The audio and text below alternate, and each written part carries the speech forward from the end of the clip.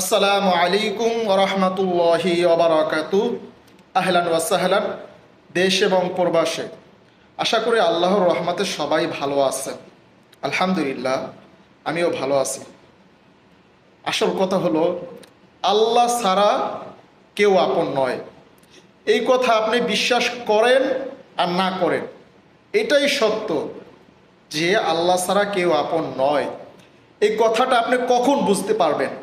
যখন দেখবেন আপনার মূল্যবান জিনিস হারিয়ে গেছে, মূল্যবান জিনিস চলে গেছে, কেউ আপনাকে ধোঁকা দিছে, তখন বুঝতে পারবেন হে, এই দুনিয়াতে আল্লাহ ছাড়া আপন কেউ নয়।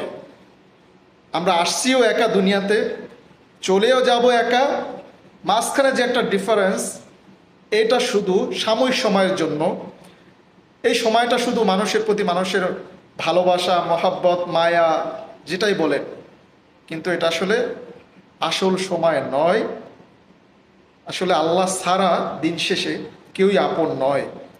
এজন্য ভাই বলি, আল্লাহকে ভুলেন না, ঠিক আছে? সবাই দুনিয়ার ধোঁকা দিবে, সবাই আপনার সাথে ধোঁকাবাজি করবে, সবাই আপনাকে বিপদে ফালাইবে, কিন্তু আল্লাহ ছাড়া কেউ আপন নয়। আল্লাহ আপনাকে ধোঁকা দিবে না। আপনি আল্লাহকে ডাকেন, আল্লাহর ইবাদত করেন, ইনশাআল্লাহ আল্লাহ আপনার সাথে আছেন। দুনিয়াতেও আছে। আপনি এই দুনিয়া থেকে নিঃশ্বাস চলে যাবে, তখনও আল্লাহ আপনার সাথে থাকবেন। এই জন্য আল্লাহকে ভাই ভুলেন না, ঠিক আছে? আপনি যে অবস্থায় থাকেন, যে পরিস্থিতিতে থাকেন, আল্লাহকে ভাই ভুলেন না। আপনি আল্লাহর ইবাদত করেন, ইনশাআল্লাহ আল্লাহ ছাড়া কেউ আপন নয়, আর আল্লাহ আপনার সাথে আছেন। ইন্নাল্লাহা মাআস সাবিরিন। অবশ্যই আল্লাহ তাআলা ধৈর্যশীলদের সাথে আছেন। আপনি ধৈর্য ধরেন, ইনশাআল্লাহ আল্লাহ তাআলা আপনার সাথে থাকবেন। সবাই ভালো থাকেন।